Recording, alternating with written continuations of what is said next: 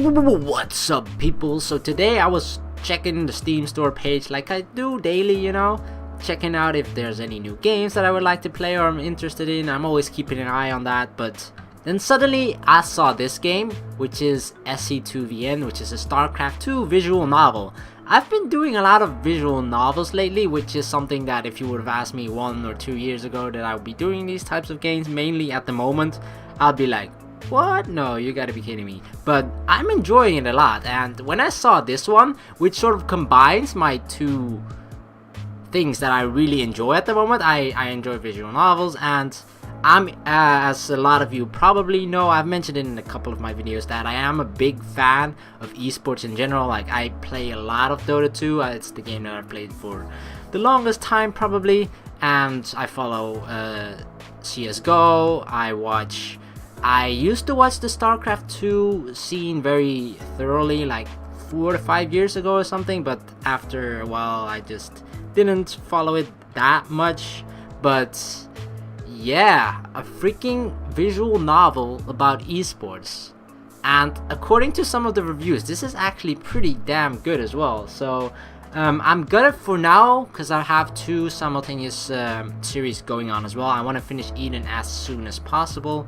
And yeah, I'm just gonna do 1 video of it right now, so you guys can decide whether you basically want me to do more of this or not. So just let me know down in the comments, just saying if you enjoyed, if you want me to continue with this, finish it, and other than that, just spam the like button so I know that you guys are enjoying it. So yeah, I'm probably gonna do about a half hour of this, see what it exactly is, and if it's actually as epic as I have of an image in my mind about this, because it combines the 2 most epic things at the moment for me. So esports is awesome and flourishing, growing ever so greatly at the moment in the past couple of years, so I'm expecting it to become even bigger over the next couple of years. So yeah, I just let this be fucking epic.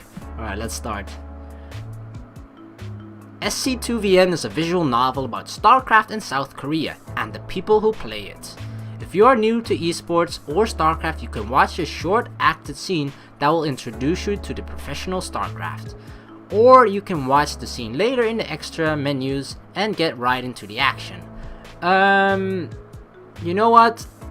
I'm not sure how many of you are aware of the esports scene. Like, in general, it is pretty big, but some people just don't really like it, some people do. So I'm gonna just do that, we're gonna watch this extra, but I'll put up in the annotation if you do want to skip it, and I'll just put a click for like, click here if you want to skip this and you're already aware of it. But yeah, I'm gonna do this. I want to learn more about StarCraft.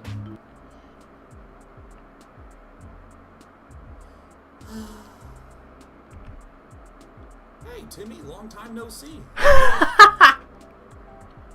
This is freaking day 9. Holy crap, this is awesome. Oh, hey day 9. Not too good. Oh, why so glum, dude? What's up? Well, I want to play this super neat new game. It's called SC2VN. But I don't know that much about StarCraft.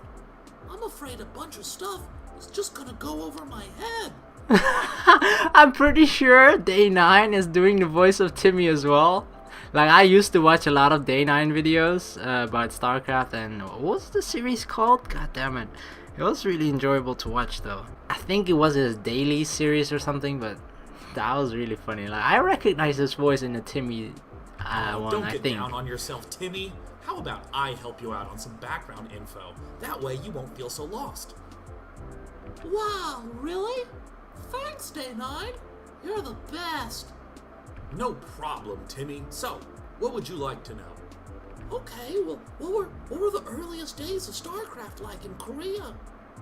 Oh, you mean the days when players dressed up in spacesuits and played in tiny studios with fog machines? Oh, that sounds so cool. Okay, hold on. We're getting a little ahead of ourselves. Don't you need me to tell you what StarCraft actually is? Please, day 9, I'm not that bad. What kind of person downloads visual novels about StarCraft without knowing that it's a popular real-time strategy game made by Blizzard? Well, Timmy, in the off chance that this is a recording designed for complete newbies to eavesdrop upon, how about I go over a few basics? Ugh, fine. Like you said, Timmy, StarCraft is a highly competitive game. Rather than the black and white chess pieces, players choose between 3 different races, each with its own advantages and playstyles. In the screenshot you see Hydra. The powerful, enigmatic Protoss, the scrappy, efficient Terran, or the swarmy, insect-like Zerg. For 15 years, StarCraft has been played professionally in South Korea. Wow, really? You mean people can play video games for a living? Yep, what a world we live in. That's right, Timmy. Corporate sponsors fund teams for millions of dollars, just like any other sport. And the players compete on televised tournaments for cash prizes in events known as Star Leagues. Esports is the real deal. And people actually tune into the tournaments? They watch StarCraft on TV? I can't believe it. Believe it, Timmy. Those television broadcasts help expose StarCraft to non-gamers, and fans began to follow esports not only because they played the game themselves, but because they could get invested in the players, personalities, rivalries, the storylines. Oh, I guess that makes sense. So, esports became popular in Korea in the early 2000s. What was happening everywhere else in the world? Well, StarCraft was certainly successful in the West, with a ton of great competitors existing from all over the world. But StarCraft didn't really catch on as a televised esport anywhere else. So as a result, the Korean players, with their professional training and their televised tournaments, were head and shoulders above everyone else. Well, okay, the Koreans were better in StarCraft 1, but wasn't everyone on an even playing field when StarCraft 2 came out? At first. Well, at first, yeah, but you have to remember that Korea already had an infrastructure for televised esports. They simply rolled that same regimented practice schedule over to StarCraft 2.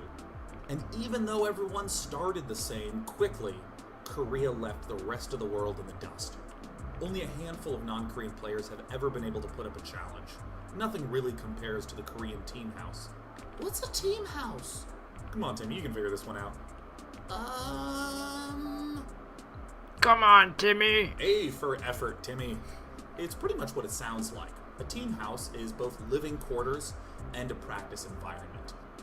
Coaches and managers add structure to a daily schedule, they match you up against practice partners in a way that's more productive to you, and because everyone lives together, they're talking strategy all the time. It's pretty much unanimously agreed upon that Korea is the place to be to get better at StarCraft. As a result, Western pros head abroad to train or boot camp pretty regularly. Wow, I feel so enlightened. All of this knowledge. Thrilled to be of service, Timmy. Anything else I can assist with? Yeah, I think that covers everything, Mr. 9. Now I can read SC2VN without Googling every 5 minutes. Thanks for helping me out. I super duper appreciate it. Totally. Anyways, I'll see you later. Thanks again. Good luck, Timmy, and try not to get the bad ending. Oh fuck, there's a bad ending? God damn it, I'll probably get that one.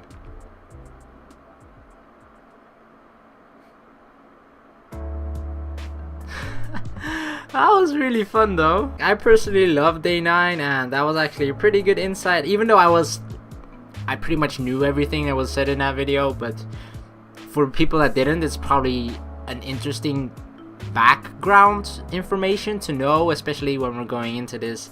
It's probably information, it's just useful to know, right? In SC2VN you can select the gender of the main character Mach, or Mach, I think we'll just go Mach. The choice will mostly impact how he or she appears. The story differences are minor. Now, select the main character.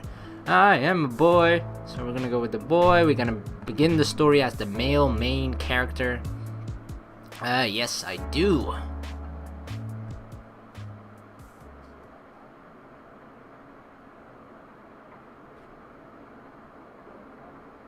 There's a certain feeling that every StarCraft player gets before they lose. Most try to ignore it at first, as if the inevitable is just another challenge to fight through. Like their past mistakes don't count if they try just a little bit harder. It's a natural thing. To believe otherwise contradicts the hours we spend practicing. Still, every player must eventually come to terms with a defeat. That they have to queue up for another game, or maybe that they flew across the world for nothing. I haven't met many players that can take a loss in stride. It's painful, it's permanent, it's proof that your best isn't always enough. Long after my elimination, I remain at the PC with a blank look in my eye. Clicks shoot from my fingers as I leap from page to page. A tournament update mentions my defeat in passing, but no one acknowledges it. When my frustration fades, I'm left only with guilt. I should have practiced harder. I consider sticking around to watch the final few games, but the knot in my stomach persuades me to avoid any more stress.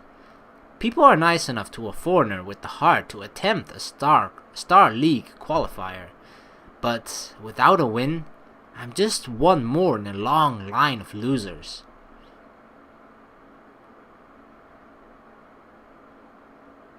Hundreds spend their best years chasing the eSports dream.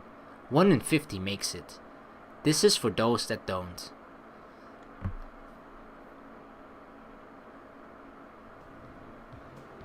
Every game of StarCraft begins the same.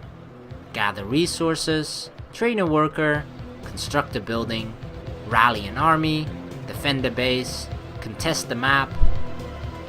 Turn something small into something more. This game is punishing, it's stressful, it's draining, it builds you up and tears you down. It's not for everyone, it might not even be for me. How many more chances am I going to get? Was that my last? Oh, the feeling is back. Ha! Why am I still trying? Why can't I quit? My fist rattles my desk and sends a plastic bottle onto the floor. With my chin in hand, I throw myself into the match replay. I force down a measured breath. Losing a throwaway ladder game shouldn't bother a player of my rank. So there's actually a glossary. If you click R, I'm pretty sure people are familiar with the term ladder, but just in case, it's a shorthand for online ranked play, ranked from the lowest to the highest. The leagues in StarCraft 2 are Bronze, Silver, Gold, Platinum, Diamond, Master, and Grandmaster. When I'm Grandmaster. Grandmaster rank is awarded to the top 200 players from each region. That song is actually so good, When I'm Grandmaster. Scout denial and my poor control of the final fight gave my opponent the edge. In retrospect, my mistakes seem obvious. I toy with the conclusion that he was hacking before realizing that I'm just making excuses. No, I should have been able to win that one. Despite the Grandmaster badge next to my handle, I find myself too anxious to queue up for another game.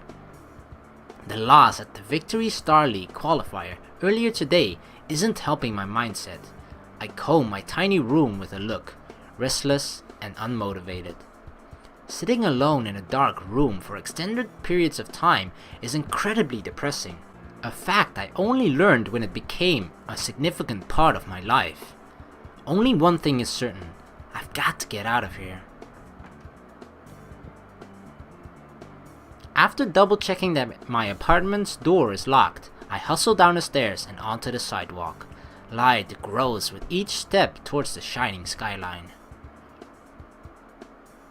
Catchy pop beats and posters of flawless models dominate street after street. Foot traffic is thick and impatient. Seoul Tower stands tall from a distant hilltop. Oh my god, Seoul is so beautiful. Seoul. Yeah, it's probably pronounced Seoul in English, but in Dutch it's pronounced Seoul. Like you really pronounce every single vowel in there, but in English it's probably pronounced more as Seoul. So I'll just name it that, obviously. But even the lingering excitement of life in a faraway place can't dredge me out of my hopelessness. Sometimes, especially on days like this, I regret pursuing eSports.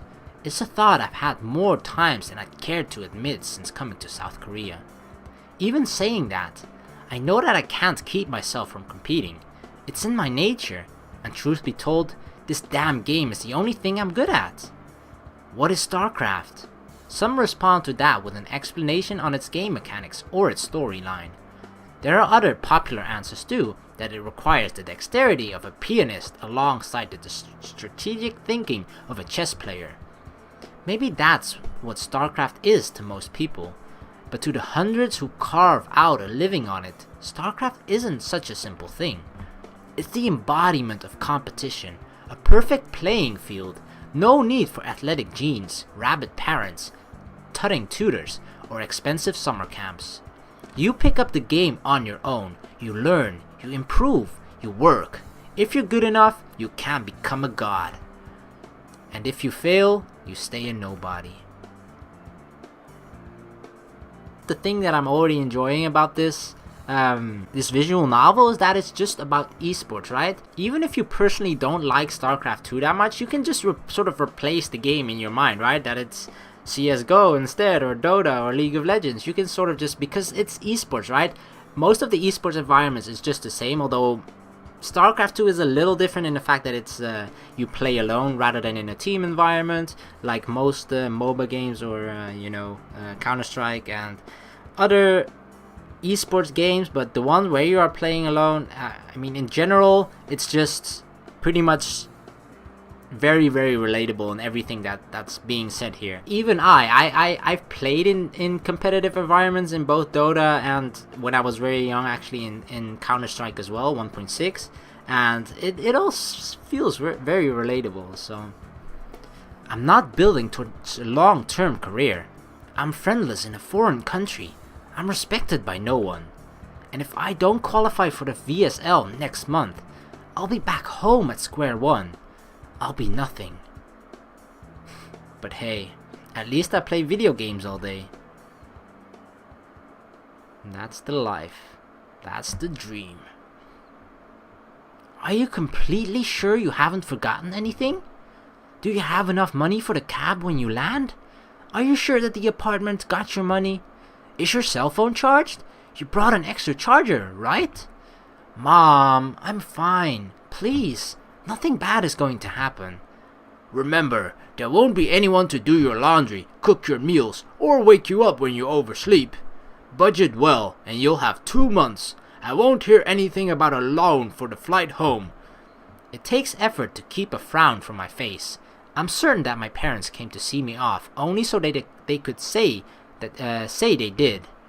I've already sunk the entire of my savings into this. Now isn't the time for second thoughts. My dad gestures towards the security line and taps his watch twice. Go on. The sooner this is over with, the better. Oh, come back in one piece, hun. Nothing comes when I think of how to respond, so I only nod. Without another word, my parents walk away. No hugs, no kisses? Oh, look at that serious face. That's the face of determination. He has to make his own mistakes. I tighten my fist, pace quickening. Even though I want to prove everyone who's doubted me wrong, I'm tired of losing for no one's sake but my own. With the sun long set, overhead signs wash the streets in color. I've wandered so far that a walk back to my apartment would take almost half an hour. My renewed drive to practice my craft drives my search for a place to be, or place to play. It's not long before I see the words I'm looking for, PC Bang. The amount of foot traffic suggests it's a pretty popular internet cafe. A sign on the front window reads Golden Zone Fire. Though I've only visited them a few times, PC bangs are one of the things that interested me the most about Korea when I first got into StarCraft. Ducking it out for a champion status of a neighborhood cafe is old school cool, like the type of western where a sheriff defends his turf against upstarts and outlaws. It's an ideal that's a little bit dated these days. Most StarCraft 2 competition takes place either online or in broadcast studios. I'll admit, I've daydreamed of being born a decade earlier and playing the original esport Brood War during its rise along the PC Bang. So, I mean, Let's just visit the glossary just in case, because some people might be confused. Alright, PC Bang. A PC Bang is a type of LAN gaming center where patrons can play multiplayer computer games for an hourly fee, so sort of a LAN cafe.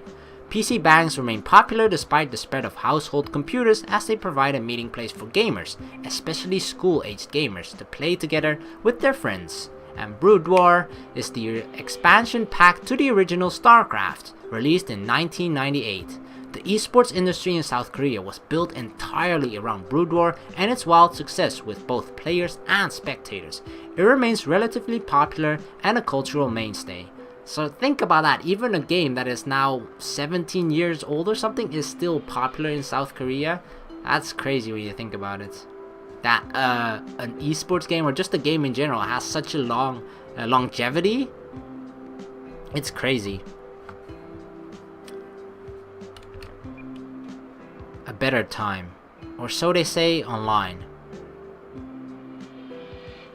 I trundle up the stairs and pass through the doorway, immediately struck by the size of the place. There has to be at least 80 computers. Is it me or does it look like the middle poster there is Pudge? That's awesome. The crowd is too large for an ordinary evening. There are more people than there are PCs even. I indulge my curiosity on the first person I see, a dark-haired guy observing a match of StarCraft 2 from behind someone's shoulder. Excuse me, is there an event going on?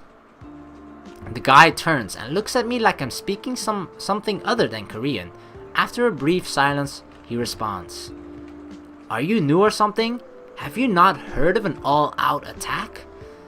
"Yeah, I am new. It's just asking." He hums and glances away for a moment, though he doesn't apologize. He does fill me in. Golden Zonefire hosts the StarCraft 2 tournament called All Out Attack once a month. It's one of the few places you'll find a decent player outside of an online cup or a Star League. Used to be a Brood War tournament actually. I see. Thanks, man. Who are you here to cheer for? He only stares in response. The guy walks away with a shake of his head, mumbling something about foreigners. The back of his shirt sports the Korean Programmer Association logo. Oh, he must be a Brood War fan. None of the StarCraft teams under the KPGA's regulation compete in anything except the original game, Brood War. Understandably, they don't want to fracture a scene they've worked hard to build up. And that's lucky for those of us trying to keep from drowning in a game that's already deep with talent. KPGA players train for unbelievable hours. Well, I came here to practice, and now I'm presented with an excellent chance to do so if what that guy said is true. A few stairs follow me as I walk forward to put my name on the sign-up list. I must look like a tourist in over my head. I'm definitely not the first foreigner to go abroad for esports, but most come to South Korea only once they have results or fame. After paying for an hour's worth of PC time at the front desk, I settle for a station that has a mouse and keyboard similar to my setup back home. A few minutes later, I join my opponent's game lobby just in time for the start of the first round. His name isn't familiar, so I check his profile to see he's ranked midway through Master League. Not bad for a casual player. He seems eager enough by the rate he's spamming "Go Go" in a pre-game chat. The game gets underway once I confirm that I'm ready. Oh yeah, here we go. It's actually cool that you actually get to see in-game shots. Workers, minerals, Vespine gas, and a command center. I start out every match with only these resources at my disposal. It's my job to turn them into something that can defeat my opponent. Generally, that means I need to build structures capable of training units for my army. My build order determines how my end of the matchup plays out. So what, did we have scout? I didn't know the one. The act of revealing either with the unit's line of sight or scans remote areas of the map to gain information about the opposing player. And then we have build order, shorthand for build order. What do you mean shorthand? It's already short. It's the same version. Build order, build order. or in the order in which structures and units are created. Typically rigid and drilled to execution perfection, players that innovate and succeed with a certain build will sometimes have it named for them, e.g. Bisu build. So Bisu was like a really player that did one particular build really well to the extent that that entire build was just named after him. That's sort of how you gain a reputation as well. This game, I've opted for a quick Hellion attack. Not only will it offer me a chance to deal some damage to my opponent, but it will also allow me to scout. But it seems I don't have much to worry about. My opponent went for a greedy build order, focusing entirely on his economy instead of his army. Unfortunately for him, the match isn't going to last long enough for that risk to pay off. My Hellions make short work of his single queen and a handful of Zerglings. With his front line out of the way, I'm free to rush into his mineral line and roast his workers, denying him the resources he needs to muster an army. Facing down a marine reinforcement, it's not long before my Zerg opponent types out the two letters, GG, easy. GG is an abbreviation for good game, a verbal handshake offered at the end of the match.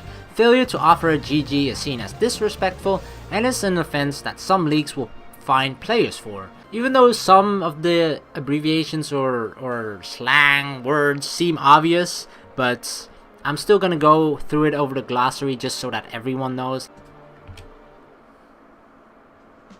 As soon as the victory screen displays, anxiety floods out of my body. StarCraft is tense. It isn't an exaggeration to say that there's never a moment to relax until a match is over. Bristling with confidence, I get up to check my next opponent. And it's Axel. I draw my lips in a line and let my shoulders slouch. Welp, that's the end of this tournament run. I think Axel, I'm not sure if I'm pronouncing that name correctly, but I haven't been following it that much, so I apologize if I don't pronounce it correctly, but I think it's Axel or Axel. Axel is one of South Korea's strongest Terran players. He's well known for his old school cred, balanced playstyle, and friendly banter. He lost in the round of 8 of last season's VSL, a respectable finish if not a high paying one. From what I remember, Axel was a damn good Brood War player, but he was out of his prime when the sequel hit last year, so it makes sense that he switched. While I'm considering what sort of rush I should do to steal a win, I feel a tap on my shoulder and turn. So you are a foreigner, and find none other than the man himself standing there. This is a bit surreal, considering I followed Axel's play for about as long as I've been into StarCraft.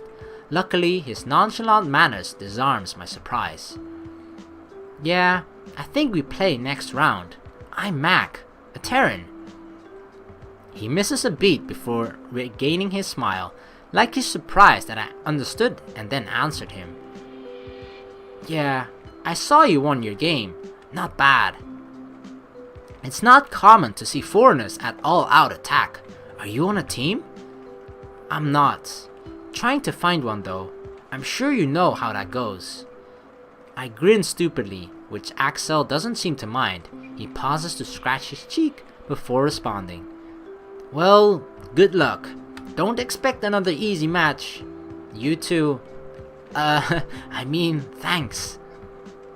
God damn it. At least he laughed. My stress from before is almost gone. If I lose, big deal. I'm expected to lose. But if I win, I beat Axel. Exactly, that's the underdog mentality.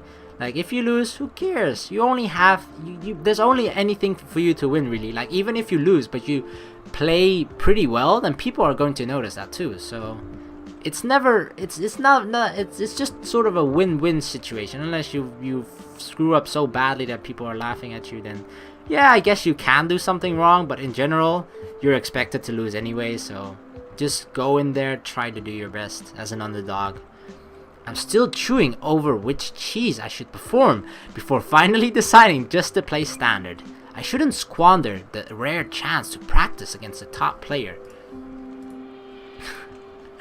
Oh, jeez. An unexpected strategy that relies on lack of information to surprise the opponent. Cheese builds typically revolve around an early attack that, if undetected, is more difficult to defend than to execute.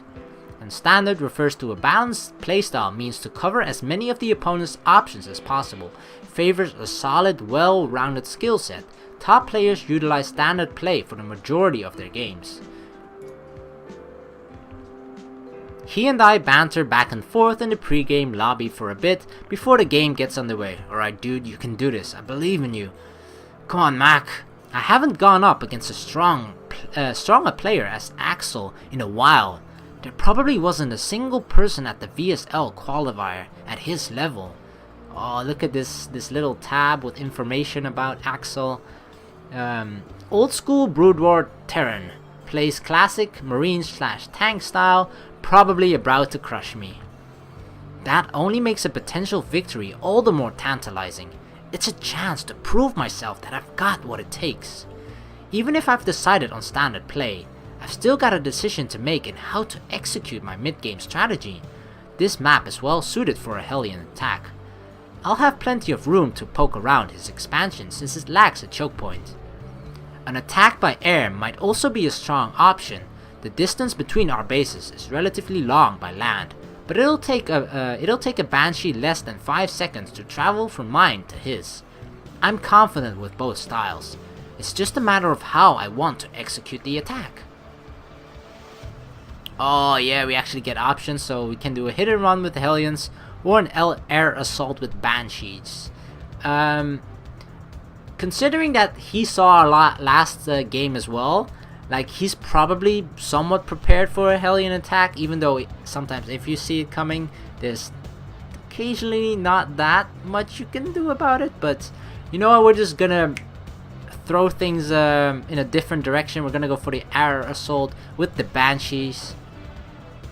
I cut all extraneous unit production to get out a Banshee as soon as possible. The earlier I'm able to hit, the less chance that Axel will have the right defenses. With my Banshee en route, I clear out the path to his base with a handful of Marines. Denying information to my opponent is important, even if I don't plan to attack from that blind spot. Boom! It seems to have been the right choice, as his Marines are out of position when my Banshee arrives at his base. I managed to secure a few worker kills before ordering a retreat. Since I didn't lose my Banshee, Axel has to spend minerals on air defense. Knowing that, I prepared to transition to a full-on ground army. See, that was a smart choice. Like, we only created one air unit, but because that air unit did a lot of damage to him, he has to invest into creating anti-air structures or units, right? So, knowing that his resources are sort of split between half air, half ground, we just strike. We created a weakness in his normally ground unit defense, meaning if we go full ground unit, we usually tend to have the advantage there. So that was a nice strategy, or a nice choice. This game is going insanely well. Though Axel took his expansion before I did, the damage he took puts us on even footing. I follow up with an army of Marines, Marauders, and dropships, the bread and butter of most Terran players. Since I cleared the space between our bases, he's in the dark about the timing of this next attack. There's a solid chance that I could do enough damage here to end the game. But just as I arrive at the outskirts of Excel's expansion, one of his dropships unloads a handful of Marines in my base. That's going to slow down my ability to reinforce. Whoa! Shit! With my focus on the drop in my main, Axel rushed into the army. I left outside of his base while I wasn't paying attention. He's got a concave formation on me. And just like that, my advantage evaporates. Though I managed to stay in the game for a bit longer, Axel wisely guards his lead by immediately taking a third base. Soon enough, his economic advantage is reflected in the size of his army. After my blunder, Axel's play was airtight. There really wasn't anything for me to do. There was one more thing in the glossary, a drop. Refers either to a dropship or the act of unloading units from a dropship. Dropships are capable of quickly transporting units across the map and into the opponent's base. So basically what the other guy did there, Axel, he sort of distracted me by putting a couple of units in a dropship and then putting it in my base, because I guess it was sort of to check out where my army was, because if even if he puts a couple of units in there in my base and I have my entire army there, if he loses a couple, he still gains information. So I don't know why I'm actually talking like I'm an StarCraft expert. I have actually never played the game, but I've watched quite a ton of it. But I guess it's just my general knowledge of these types of games, or just any game in general, because I watch and play a lot of competitive games. But yeah, anyway, what he did there is he just sort of split up our attention, and because it's hard to divide your attention when you're trying to attack and defend at the same time. Like, it's really difficult to micro that to perfection, and he basically took advantage of that, and that's how he came back into the game and ultimately seems to be winning, at least. With a groan, I offer a GG and concede the match. No, I didn't exactly throw my lead, but it did get seriously outplayed. Fantasizing about how a victory would have felt doesn't help me keep my mind off the loss. Knowing that I did my best only helps so much. But not a moment later, Axel turns the corner with a smile and raised eyebrows. Good game, man. You're actually not bad. I assumed you were here for fun or something. Oh, thanks. I am here for fun though. You play really well. I'm surprised. Most foreigners don't hit timings like that. Good vision control too, and your scouting was top notch. You're really not on a team? Are you at least staying at a team house?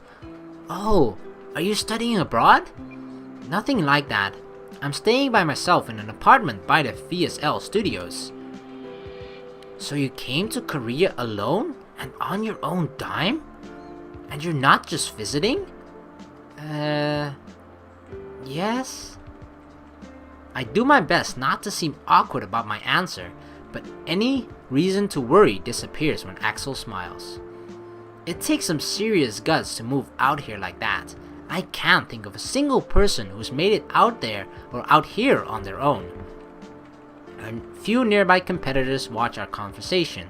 It's probably not often Axel gives his attention to a random nobody he crushes early in the bracket. I've got some time before my next game. Let me introduce you to a friend of mine. Oh, sure. With a nod, Axel leads me from the PC area to the back of the cafe. Oh yeah, VIP section. We pass a number of known players on the way there, most lounging around no differently than the cafe's other patrons. Maybe they aren't that different. I guess even professionals like to kick back with a tangle of chords and rush of caffeine every now and then. Games shouldn't be all business all the time, although I'd bet that KPGA executives disagree. Axel comes to a stop away from the constant tapping of keyboards. He then plops himself into a seat against the wall and invites me to join him with a wave of his hand. As I take my seat, I look up to find someone I recognize at his side. Jet, a Zerg and former VSL champion. She won StarCraft 2's very first grand final back in the beta a year ago. She may have been the game's most famous player. Actually, now that I remember it, in the part that I didn't record when I opened this game, I'm pretty sure it actually said that every single character was fiction. So I was thinking like, Axel, I don't know this player, but I'm pretty sure every single character is just created. It's not an existing esports player. Her flippant and inflammatory antics have made her a somewhat controversial figure. She rarely GGs and isn't afraid to talk trash on stage. And there she is, just sitting there. It's all I can do not to stare. A smile plays on her lips when she glances past me to Axel. Axel, seriously, stop promising my autograph as a reward for beating you. Hilarious. He can understand you, by the way. Who are you up against next round? Some Zerg dishwasher on LHT / Ugh, I hate ZVZ. Jet rolls her eyes back to me, After a brief appraisal, she lifts her chin and speaks a single word. Name? What? Oh, I'm Mach, a Terran. I'm on, well, I'm teamless. Jed shifts her gaze back to Axel, as if to ask, why did you bring this noob back here? But before she can actually say anything, Axel comes to my defense with an easy smile. Hey, cool it with the judgment until you've seen him play. Plus, you ever hear of a foreigner that came out here alone just for StarCraft? My man right here did. You have to admit, that's brave. If that endorsement wasn't convincing enough, he offers one of his classic grins for good measure. The response seems to satisfy her, for now. While I try to keep from showing anything to contradict Axel's assessment, Jet aims her attention back at me. Didn't see your name on the list of people who made it past the VSL qualifier. How'd you place? Uh-oh, this is the most embarrassing thing to say, of course, that you lost. I lost my second to last match. The qualifier before that, I dropped out on the final game of the last series. 2 attempts without making it, huh? Hard to tell much from that. Mainly depends on the bracket you had. How did you live out here with no team? Do you stream or something? I used to stream, but I don't get enough viewers to make any money. My following is pretty small. Small is an understatement. Non-existent is closer to the truth. I know that feel, bro. So your parents pay for everything? No, I'm here on my summer job earnings, and a little bit extra from my grandparents. How lucky. I never got any handouts. This isn't going very well. Still, Axel looks as collected as ever, watching with a smile as the interrogation continues. Did you play Brood War? Not really. I mean, I had a copy as a kid, but I wasn't good. Had to cheat to even finish the campaign. Oh, then you were only a little bit worse than Jet. Jet scowls silently at the jab.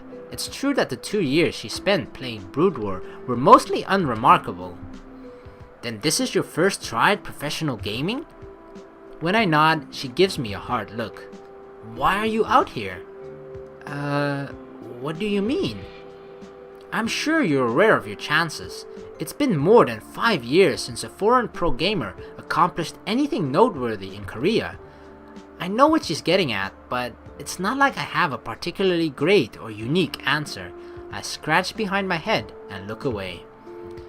I mean, why else? I want to become better at StarCraft. Everyone knows that Korea is the place to do that. And why is that? Well, because the best players are out here. What? No, I'm asking you, I got thrown off by the fact that that text just kind of skipped. No, I'm asking why you want to become better. Oh,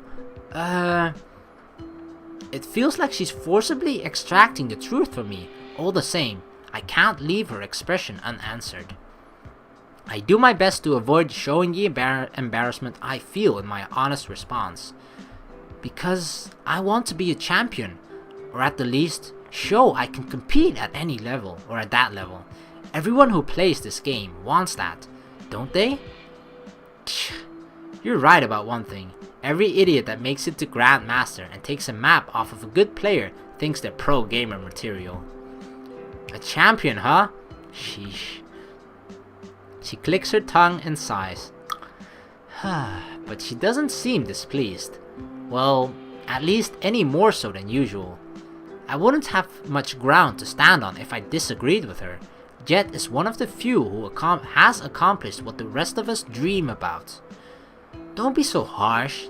His style is solid, and he stood toe-to-toe with me for a while. With enough time, he could compete.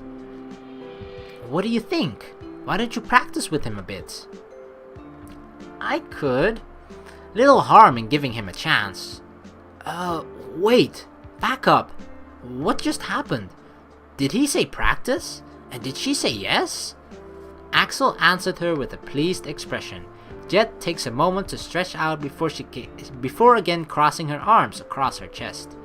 Stop staring and say something, Mach.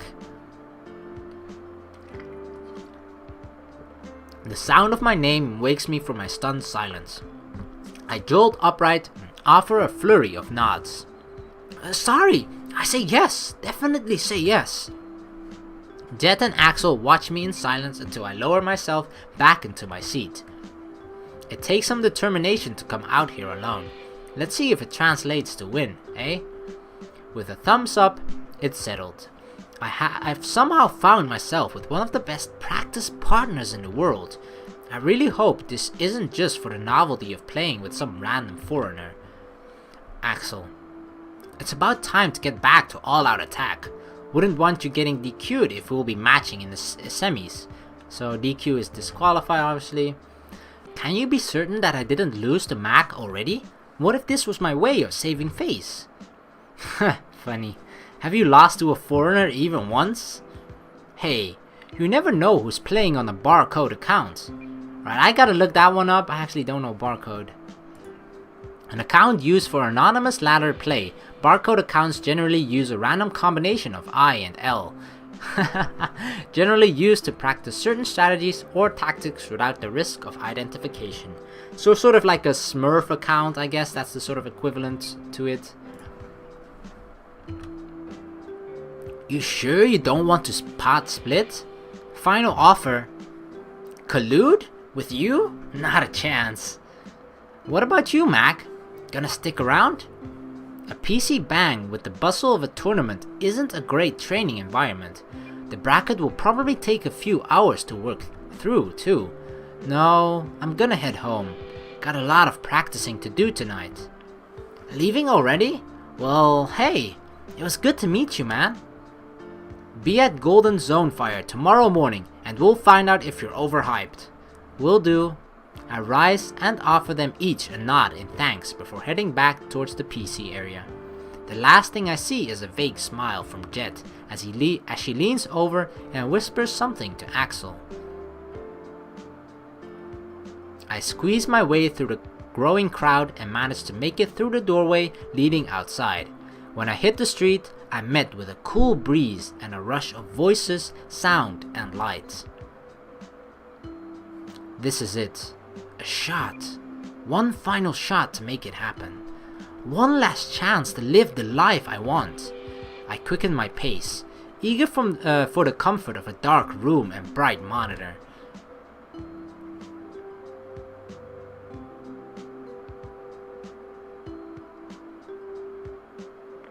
This is the day that changes everything.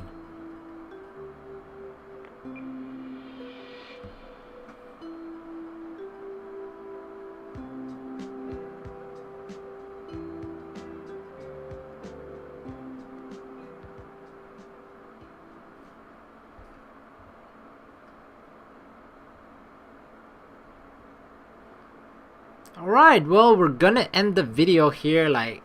I'm not sure how you guys are enjoying it, so I really want you to let me know in the comments, like if you want me to continue with this, or it's just like, yeah, it was fun, but you shouldn't really continue. Whatever your opinion is, I would like to know it, and I personally like it a lot because I'm really into esports in general, and this is just kind of a perfect combination of both worlds. I personally find it awesome, and the story so far doesn't seem to be like a cheesy story or whatever. It actually seems to be pretty good, and it's always fun to see a guy with determination trying to reach a certain goal, and then he's met with adversity, and then hopefully he freaking gets what he wants / deserves in the end. So yeah, I'm curious as to find out how this is going to continue, but I'm not sure what you guys want, so please once again just let me know. And yeah, this is gonna be the end of this video, so thank you very much for watching. Please like and subscribe for more, and I'll see you in the next video. Peace.